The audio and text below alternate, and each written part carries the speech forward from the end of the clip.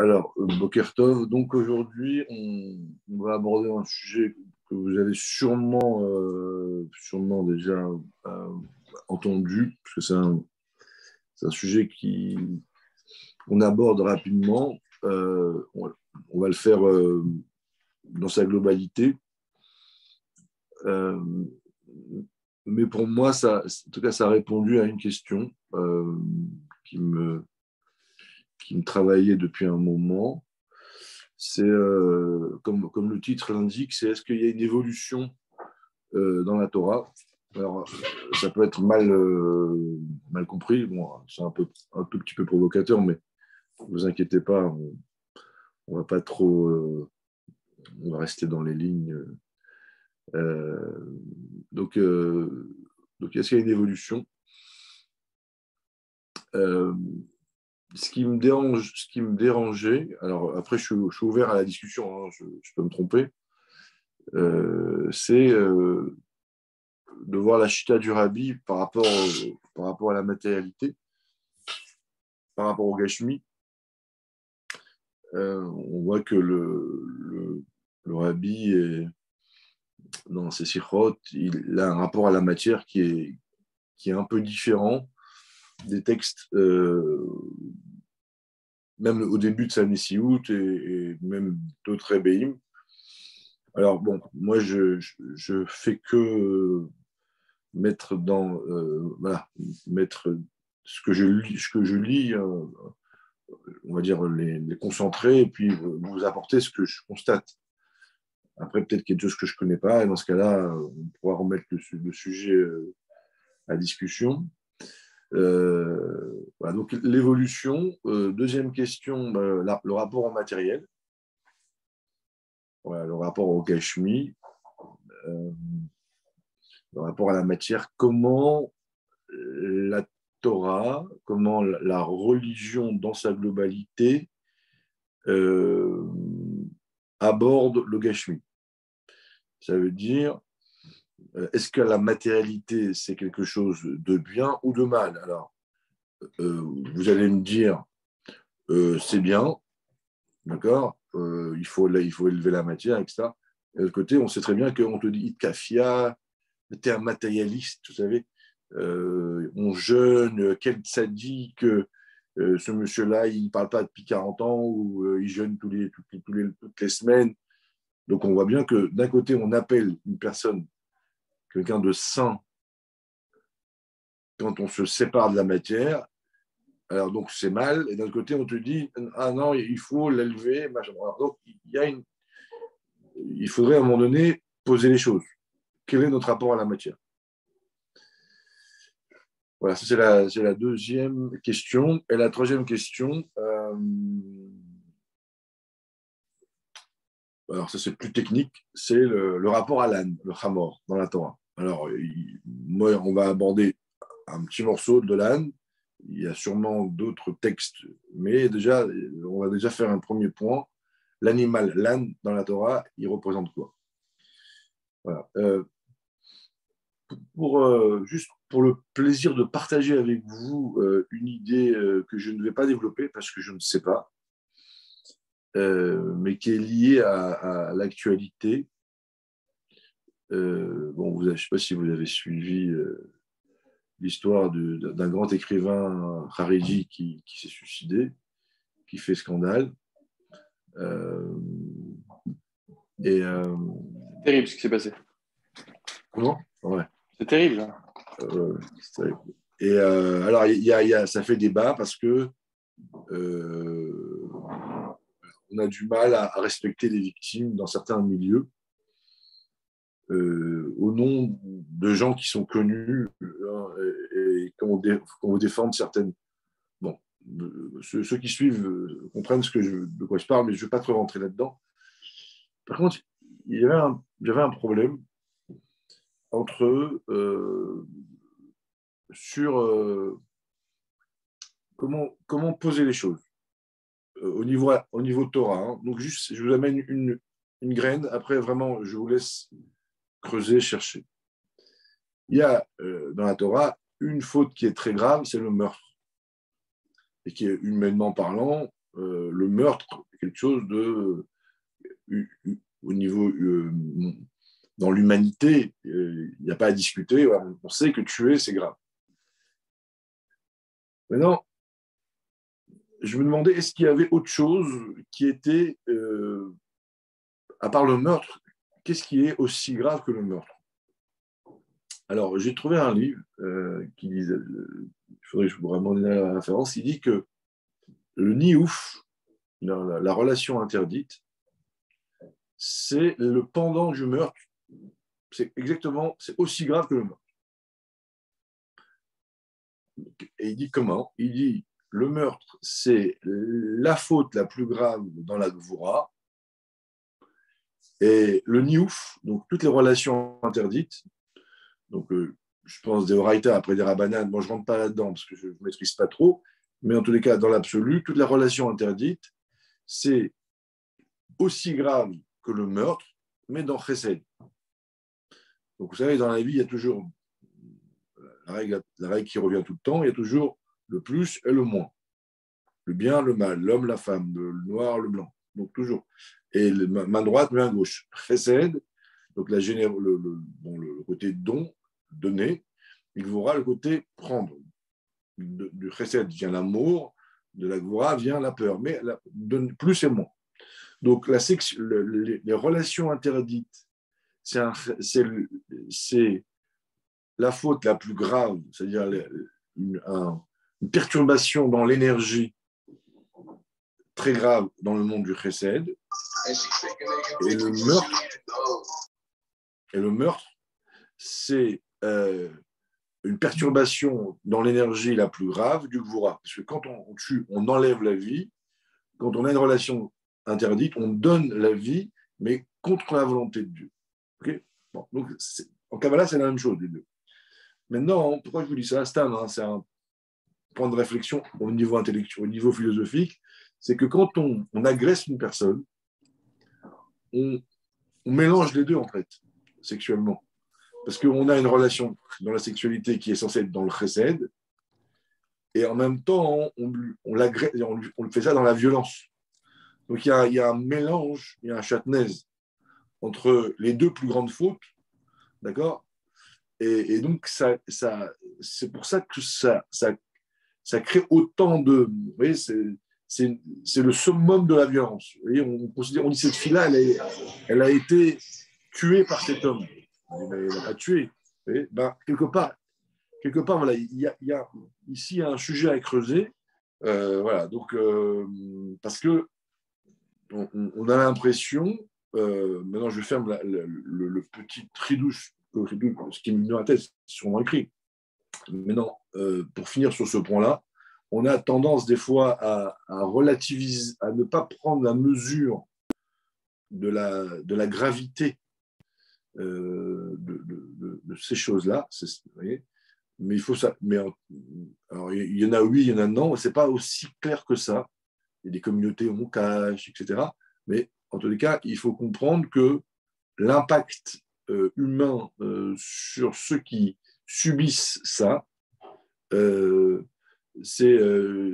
rentre dans la même puissance que la mort, puisque la Torah, elle le met dans le chesed. Elle te dit, c'est aussi grave que la mort, mais dans le bien. Donc, c'est-à-dire que l'énergie qui se passe là-bas est très, très puissante. Donc, quand on vit ça dans la violence, c'est une catastrophe.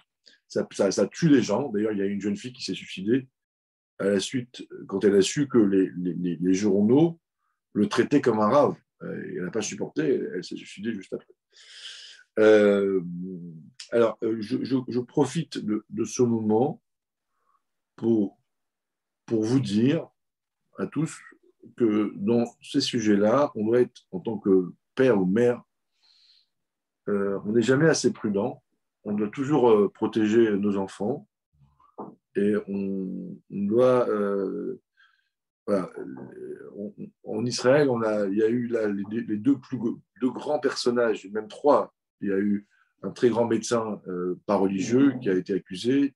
Vous avez le responsable des Bresla, vous avez le responsable de Magen David, celui qui a le Magen David Adom religieux, qui pareil, il a essayé de se suicider, il n'est pas mort, lui. Et il y a eu ce Rav-là. Donc, et ça, c'est des figures connues et qui ont fait scandale, aussi bien dans le monde religieux que dans le monde médical, que dans le monde associatif, religieux, etc. Donc, Alors, Mandy, juste, moi aussi, j'ai une question dedans pour continuer. Même si c'est avéré, est-ce que ça vaut le coup de le détruire devant tout le monde? C'est pas une espèce mais de lachonara général? tout ça, allez voir. Tu vois. Non, non, je sais que j'ai pas dit que c'est faux. Mais est-ce que quand Non, c'est non, mais vrai, même ça. ouais, Tous ouais. ces détails-là, il a pas voulu reconnaître, il a été convoqué. Mais c'est pas mon but. C'est pas le sujet. Moi, là, en Israël, tu prends le Rav, comment il s'appelle, le Rav Chabad, Rav, mince, Jacobson? Jacobson, il a fait un cours de 3 quarts d'heure sur ça. Voilà. Hmm. Donc, même, je crois même le Rav, mince, voilà, j'ai oublié le nom. Le Dayan, le français en Israël, Abichid, il a parlé de ça. Donc, on n'est plus, on n'est plus, on n'est plus au début de l'histoire, on est à la fin. Tu vois. Il y a déjà eu 2 morts, tous les journaux ils en parlent. Voilà. Hmm. Moi, je viens pas me positionner. Je suis pas à ce niveau. Moi, je viens réfléchir là-dessus sur une histoire qui est déjà passée. Voilà. Voilà. Donc, je pense que le Rav Eliaou de Tzfat, qui est un Gaon Natsou, qui a un type très bien, c'est lui qui a c'est un Beddin qui s'est positionné. Vous avez tous les journaux israéliens, vous avez les grands sommits de Chabad qui ont parlé, qui parlent de ça. Donc, maintenant, moi, on va un peu plus loin. Donc, euh, donc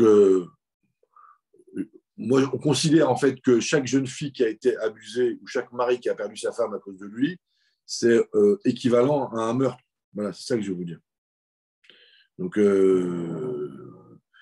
voilà. Et dans l'enregistrement qu'il fait, il dit si tu racontes ce que je te dis, je vais me suicider. Voilà. Donc, moi, je ne rentre pas là-dedans. Ce n'est pas mon niveau. Mais par contre, ce que je vais vous dire, c'est que 2 choses importantes, parce que quand ça arrive déjà au niveau pchat, il faut prendre des leçons.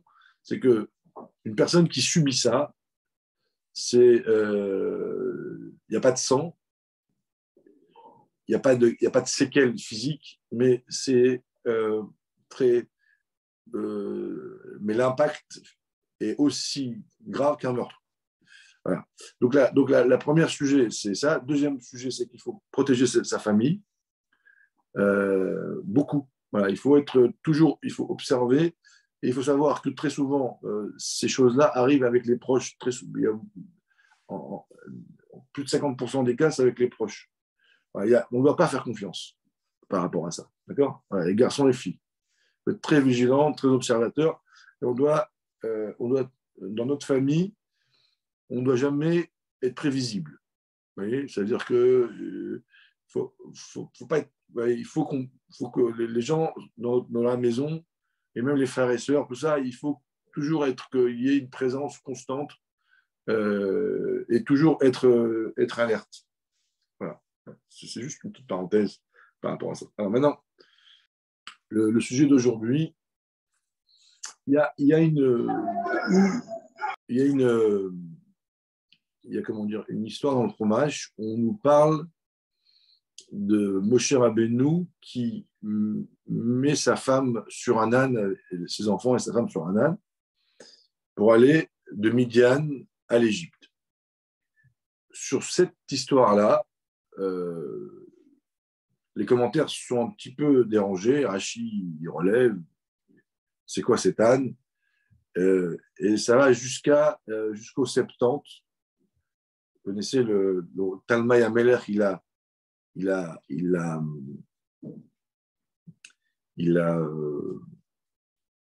séquestré 72 rabbins. Il leur a demandé de traduire le Chumash en 60 chacun. Ils ont tous traduit la même chose. Il avait fait ça pour nous humilier. Et ils ont changé tous les mêmes. Ils ont fait une vingtaine ou je sais pas, une dizaine de changements. Et pour pas qu'il se moque de la Torah. Et un des changements qu'il a fait, c'est sur ce passage-là. Il n'a pas marqué âne, il a marqué porteur d'homme. Alors on dit pourquoi il a changé, il a marqué porteur d'homme. C'est parce que euh, c'est comme si que demain, le rabbin de France, il envoie sa femme à Marseille et il paye un vélo, un tandem à sa femme et ses enfants. C'est quoi ce rabbin bizarre? Il peut pas lui payer une belle voiture, un avion, un car. C'est pareil. Mettre sa femme et ses enfants sur un âne, d'abord, c'est pas un chameau ni un cheval, et un âne pour une famille. Donc, pour ne pas faire de bisaïon, ils ont marqué porteur d'homme. Voilà. Maintenant, la question qui se pose, c'est mais pourquoi il a mis un âne?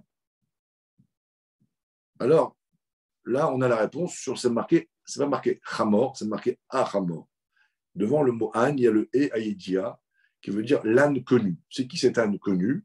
C'est l'âne de Abraham Avinu et l'âne de Mashiach. Alors, il n'a pas vécu autant de temps, rassurez-vous, il n'est pas quoi, je ne pense pas.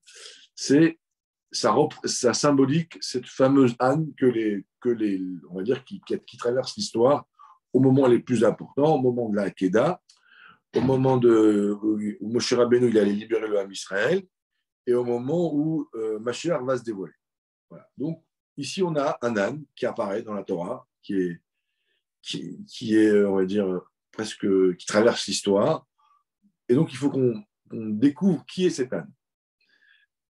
Juste en passant, l'âne de Mashiach, on dit qu'il aura les couleurs de l'arc-en-ciel. Je ne vais pas rentrer là-dedans maintenant, mais juste je vous informe. L'âne, on dit que le premier qui a comment on dit, dompté les ânes, c'était Avraham Avinu. Midrash dit ça. Alors, à la limite, qu'est-ce qu'on s'en fiche? Et puis, c'est bizarre, quoi. Avant, ils ne savaient pas. C'est vraiment le premier, donc, pendant 2000 ans, c'est le premier. Et on nous dit aussi que l'âne, au mois de Tammuz, il tremble de froid. En plein mois d'août ou au mois de juillet, l'âne, il tremble de froid. On nous dit aussi que l'âne, c'est l'emblème d'une des tribus, qui était la tribu la plus intelligente, qui calculait les zmanim. Et nous, on pense que l'âne, il est bête. Donc, déjà, c'est faux. L'âne n'est pas bête du tout. L'âne est têtu. Même quand vous demandez à des éleveurs de chevaux et d'ânes, ils vous diront que les ânes sont très intelligents. Mais par contre, ils sont têtus. Donc, déjà, il faut enlever le côté bête. Mais qu'est-ce qui fait cet âne dans notre Torah, voilà, au point que, voilà, Achamor, vous voyez, Mashiach, Abraham, etc. Alors,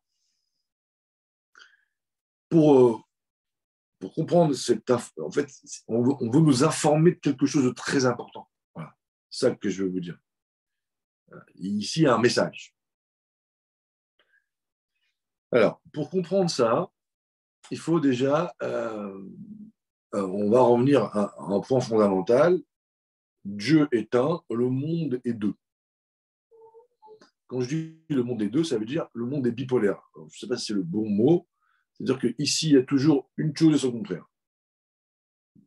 Tout à l'heure, on a parlé un petit peu, le blanc, le noir, le bien, le mal, l'homme, la femme. Hein. Quand vous êtes malheureux avec votre femme, soi-disant, parce qu'elle vous contrarie, c'est normal. Ezer kenegdo, une aide contre toi. Vous voyez. Et aujourd'hui, encore un autre sujet qu'il faudrait parler un petit peu, c'est l'homosexualité. Qu'on mette dans nos écoles juives, dans les livres d'enseignement, on veut informer nos enfants que l'homosexualité, c'est une bonne chose. Alors, il faut quand même au moins savoir en parler.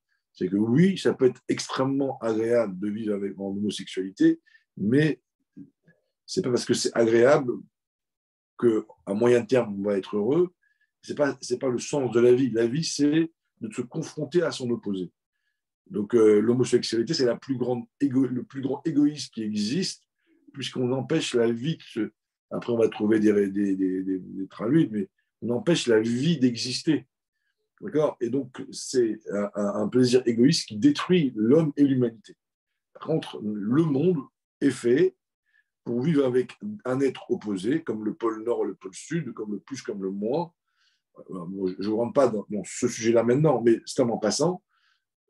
Quand je suis avec ma femme ou mon mari et que j'ai l'impression d'être acculé dans mes retranchements et que je me dis mais pourquoi je me suis marié, on te dit pour ça, pour vivre ces moments-là, où tu acceptes d'entendre ce que l'opposé te dit et tu te détruis pour renaître à quelque chose, comme la graine, comme le fameux phénix, etc.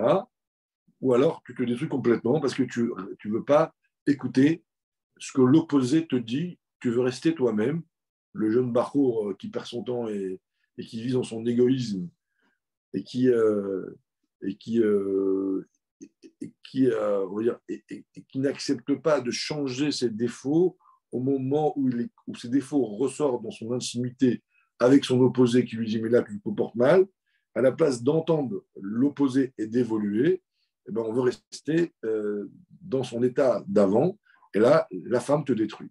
Par contre, si tu écoutes ta femme et quand elle te dit des vrais défauts que ta mère n'a pas osé te dire ou peu importe, eh ben, là, si tu l'écoutes, eh ben, tu meurs à quelque chose, tu te sens humilié, écrasé, mais c'est pour renaître, pour devenir une nouvelle personne.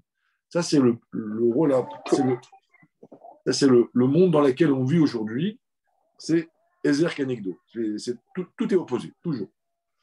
Mendy, Dans ces opposés-là, il y a le bien, le mal, il y a le feu et m'entends? l'eau. Allô? Oui, Je veux te poser une question si c'est possible. bien sûr.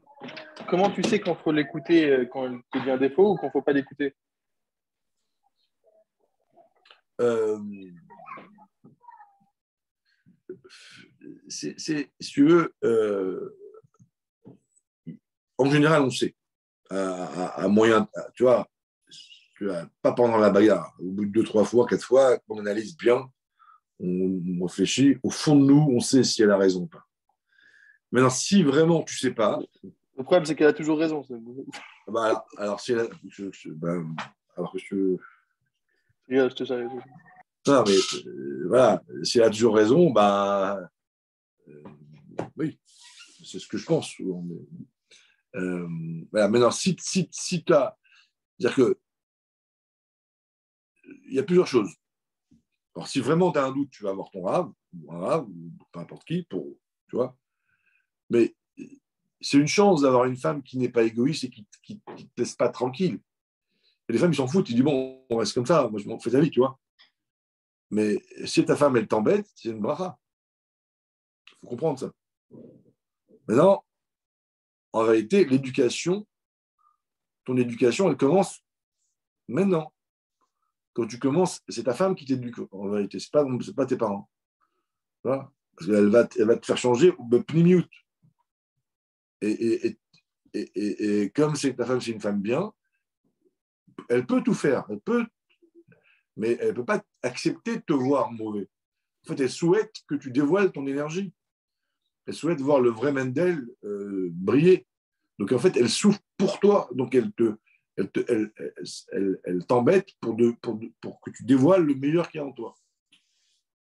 Voilà. Au début, c'est inacceptable. Après, il y a un moment donné où si tu as un homme bien, ben, tu te dis, tu dis merci de m'avoir changé, de m'avoir rendu plus humain, plus sociable, plus à l'écoute, plus raffiné, plus éduqué. Voilà. Bon. Parmi dans ce monde des opposés, il y a le matériel et le spirituel. Okay. Alors, le matériel spirituel, par définition, c'est opposé comme l'eau et le feu. Voilà. On a besoin des deux. On a besoin d'eau et de feu. Mais quand tu mets l'eau et le feu ensemble, il y en a un des deux qui disparaît. Et donc, on est obligé de mettre une casserole pour que l'eau puisse être chauffée par le feu sans que les deux se détruisent. On met une casserole au milieu. Mais le spirituel et le matériel, c'est la même chose. Alors, maintenant, qu'est-ce qu'est la matière? La matière, c'est tout simplement l'énergie spirituelle qui a subi un voilement, une contraction. Et plus l'énergie spirituelle est contractée, plus on peut créer des êtres, des états, on va dire spirituels, des anges, des mondes spirituels. Et à un certain niveau de voilement, on crée la matière. Donc la matière n'est que le résultat de l'énergie de Dieu qui est contractée.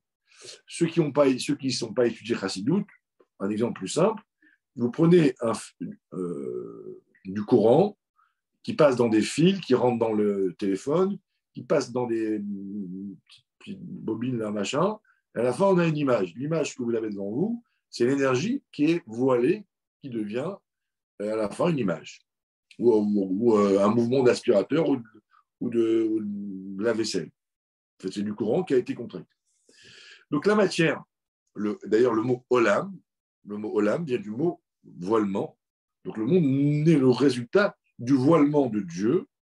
Et par quoi l'énergie est voilée? Par les clipotes, les forces du mal, mais c'est pas le mot clipa ne veut pas dire force du mal, veut dire écorce. Donc plus il y a des clipotes, plus il y a des voiles, plus la lumière est moins visible, et plus on permet à la fin de créer un monde. Et on l'a vu déjà, on crée le monde de Elohim. Elohim, c'est Teva. Teva, ça veut dire noyer. Tobeo Beyamsouf, donc la nature qu'on voit autour de nous, c'est Dieu qui est noyé dans le monde. Voilà. Donc quand on dit je suis dans la matière, je suis dans l'univers du voilement de Dieu. Okay?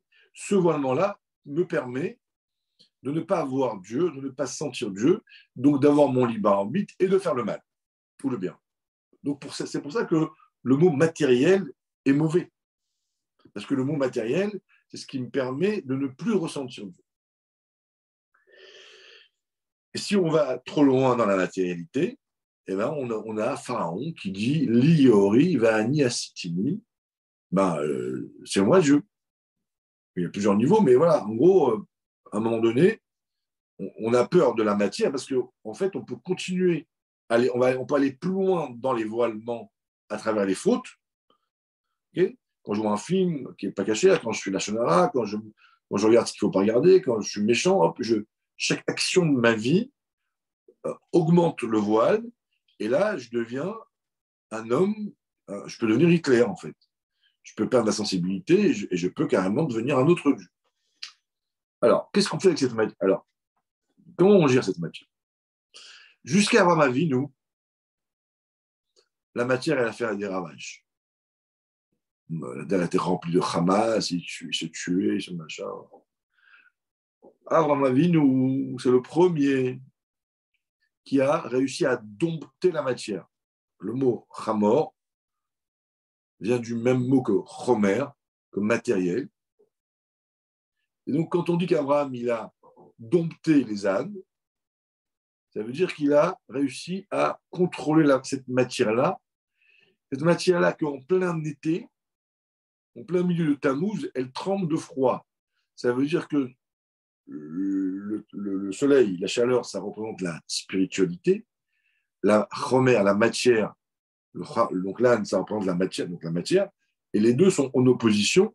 Et quand tu vas voir un juif qui est matérialiste, normalement, et tu lui dis, viens, on va étudier la Torah, il tremble de froid. Il te dit, ça ne me chauffe pas.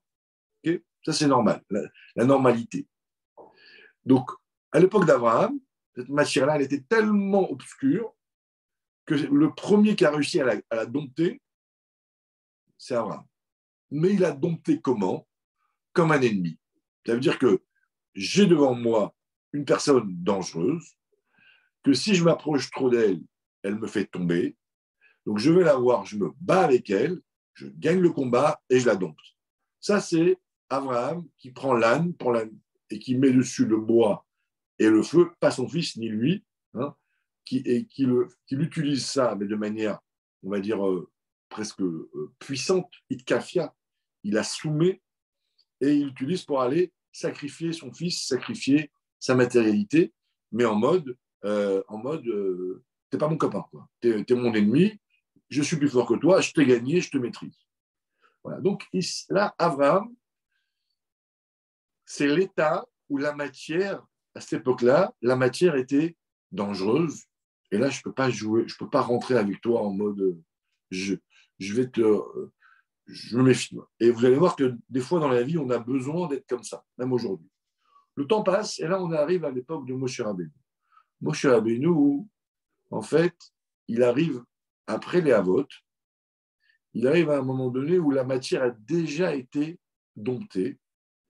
Et là, la matière, on va dire, elle s'est un peu dévoilée. Vous voyez? Et comme la matière, au fond, c'est quoi? C'est la lumière de Dieu. qui était voilée. Là, on la dévoile. Et donc, toute cette achana, toute cette préparation, la circoncision d'Abraham, le travail de Yitzhak, de Yaakov, l'Égypte, 210 ans d'Égypte qui a travaillé cette matière, et bien la matière, elle prend une autre dimension. C'est quoi? Qu'est-ce qu'elle prend comme dimension? Elle est toujours matière, elle est toujours attirée par tout et n'importe quoi, mais dès qu'elle voit la lumière, elle est battue à la lumière. Elle dit, waouh, quel tzaddik. Vous voyez, des fois, des gens comme ça. Ils sont là, ils font n'importe quoi. Dès qu'ils voient un rave, rave. Vous voyez, ils sont là. C'est ça qu'on dit, Moshe Rabbeinu, il a Vayarkiveu, il a fait chevaucher sa femme et son enfant sur l'âne. Le Rabbi l'explique bien dans la Sikha, donc avec la Medalef. C'est quoi Vayarkiveu? C'est quand la Neshama, elle est au-dessus, elle se dévoile à la matière, elle se soumet. D'accord? Ça, c'est l'époque, on va dire, pré-messianique. C'est l'époque numéro 2, à partir de Matan Torah, on monte en crescendo jusqu'avant Mashiach. Après, quel est le rythme, je ne sais pas. En tout cas, il y a une étape où la matière peut être battelle, peut être acceptée, peut aller dans le sens du spirituel, quand le spirituel brille sur lui. Et à ce moment-là, c'est pour ça que Moshe Rabbeinu, il met sa femme et ses enfants dessus. C'est-à-dire qu'il y a une forme de confiance déjà qui existe entre l'homme, une forme de complicité. Après, il y a Mashiach. Après, je reviendrai un petit peu là-dessus, mais déjà, je finis. Mashiach, c'est quoi? On dit Mashiach, il est sur l'âne. C'est quoi? C'est que la matière, elle va dévoiler l'énergie qu'il y a en elle. C'est plus qu'elle elle est plus impressionnée par la lumière extérieure. Non. La matière, elle est créée par Dieu. La matière, c'est du divin. Seulement, il y a eu un voile. Et on enlève le voile complètement. Et là, la matière, elle va redécouvrir l'énergie qui l'anime. Et donc, à ce moment-là, le Hamor devient divin. Et là, qu'est-ce qu'il fait quand le Hamor devient divin? Il porte l'homme lui-même. Comme on dit, quand Mashiach viendra, le corps nourrira l'âme. La femme sera au-dessus du mari, puisque la femme et le corps, c'est la même chose, c'est la matière. C'est-à-dire que l'énergie qui crée la matière est plus puissante que l'énergie elle-même, que le Rouhani, on va dire entre guillemets. L'énergie qui fait vivre le divin est moins puissante que l'énergie qui fait vivre les Gashmi. Et quand Mashiach viendra, on dévoile cette énergie-là, et là, elle sera au-dessus. Donc, quand Mashiach viendra, on dit, et ma chair verra Dieu. Ça, c'est le niveau 3. Donc déjà, première réponse, il n'y a pas de mal. Le mal, c'est une énergie voilée. Donc la matérialité n'est pas mauvaise. Ce qui est mauvais, on l'a déjà lu avant, c'est quand l'homme faute, quand l'homme contredit Dieu. Mais la matière en elle-même, elle est créée par Dieu. Il y a une matière, par contre, qui n'est pas raffinée, qui n'est pas digérable, qui n'est pas comestible pour l'homme. Ce qui est interdit, tout ce qui est assourd, c'est de la matière prisonnière. Assourd du mot prisonnier. Donc il y a à l'époque d'Avraham Avinu où le Geshmi était tellement puissant, la matière était tellement puissante qu'on te dit oh, ne touche pas à ça. Aujourd'hui, c'est pareil. Je reprends maintenant. Un enfant, quand il est petit, il y a des moments donnés où il faut le briser un peu. Ni par les coups, ni par les cris énervés, mais en savant dire non. Voilà.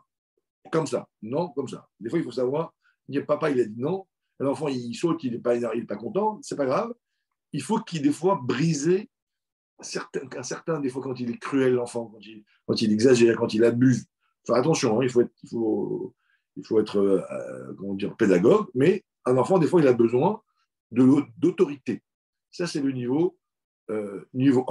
Voilà. Et si vous savez le faire bien comme il faut, pas trop longtemps, sans, on verra après, il y a des règles, on fera ça dans le prochain cours, vous brisez le côté animal qui est chez l'enfant. Si vous ne le faites pas, ça peut avoir des conséquences négatives dans le futur. Ensuite, donc.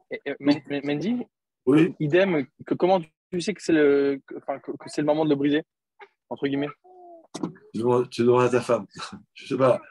À un moment donné, c'est vrai, c'est important ça. C'est super important. Oui, parce que... moi, par exemple, pour moi, quand il y a un manque, quand il y a tout ce qui est exagération, et quand ils sont petits, hein. Après, bon, quand il y a exagération, quand il y a cruauté. Un caprice? Tu parles d'un caprice? Pas un caprice. Caprice, c'est pas grave, c'est normal. Mais je parle d'exagération. Tu vois, tu donnes ça. Tu vois. Alors, mais déjà, il y a un contexte. C'est-à-dire que si l'enfant la femme vient d'accoucher, s'il y a des copains qui sont là, qui prennent la place, donc là, c'est différent, tu vois. C'est-à-dire il faut voir le contexte, il faut observer. Mais, parce que des fois, un enfant, il exagère parce qu'il y a un manque ailleurs. Ouais. Donc, il n'y a pas de règle absolue. Tu vois, c'est comme quand tu roules en voiture. Tu dois regarder, il pleut, il neige, il y a du verglas, il y a du brouillard, il y a du soleil, il y a de la. Tu vois. Donc, déjà, il faut toujours, en tant que père, observer globalement. Voilà. Oui, Mais oui, mais quand tu. Oui. des fois, un enfant, il est cruel, il abuse, il exagère, tu vois. Et on sent que, en fait, il veut prendre trop de place. À un moment donné, ça, il faut avoir une sensibilité. Moi, je ne suis pas un pédagogue, tu vois, je suis un père ou un prof. Je n'ai pas appris dans le détail toutes les techniques. Mais voilà, de manière globale, quand un enfant il est cruel ou il exagère trop, ou il ne respecte pas sa mère, tu vois, ou il parle mal à sa mère, fais-moi ça, fais-moi ci, voilà, à ce moment-là, il faut savoir le stopper. Voilà, ou l'enfant veut dominer la maison, comme un petit chien, tu vois, ou un animal. Mais des fois, c'est pas forcément dominer, c'est il cherche ses limites justement parce que les limites, c'est ce qui rassure. Voilà, oui, c'est pareil, on est d'accord. Voilà. Donc c'est pour ça que quand le Nefesh Abrahamique, il envahit, mais je pense qu'il ne faut pas le faire souvent, c'est de temps en temps. Si on le fait souvent, ça veut dire que c'est pas bon. Voilà. Il faut le faire. Par contre, quand on le fait, il faut aller jusqu'au bout. Voilà. Mais il faut faire attention. Mais je comprends pas du tout. Parce que toute la journée, le gosse, il fait des trucs qu'on ne veut pas qu'il fasse. Toute la journée. Oui, mais ça, mais là, tu viens de dire ce qu'il ne faut pas dire. C'est pas ce que tu veux pas qu'on fasse, toi. Là, tu parles de toi. Là, il faut parler de lui. Mais c'est pas le sujet maintenant. Là, il faut faire un cours de psychologie. Il faut avoir un pédiatre qui a les mots. Moi, je vous donne des pistes. Mais par contre, voilà, le point là, il est mauvais. C'est pas ce que tu veux. C'est ce qui est bon pour lui. Voilà. Il y a une piste pour ce cours-là. Mais il faut que j'avance. Pardon, je vais avancer. Ah, t'inquiète. J'ouvre des pistes. Après, il y a des livres, il y a des cours là-dessus. Moi, j'ouvre des pistes. Alors, donc, première étape, on a dit, il existe un gashmi dangereux. Par exemple, une personne qui a déjà fauté, on dit, lui, ce gashmi-là, il est dangereux pour lui. Le ribit, prêter à un goy avec intérêt, c'est une mitzvah. Mais un juif qui a prêté un intérêt à un autre juif, alors pour lui, c'est assourd de prêter un intérêt avec un goy. Parce que, comme il a goûté à la Avera du ribit, alors lui, même le ribit cachère, ce gashmi-là, pour lui, il est assourd. C'est tout le sujet du neder, du vœu. C'est-à-dire qu'en fonction de mes faiblesses, je dois connaître la matière qui est pas bonne pour moi. Voilà.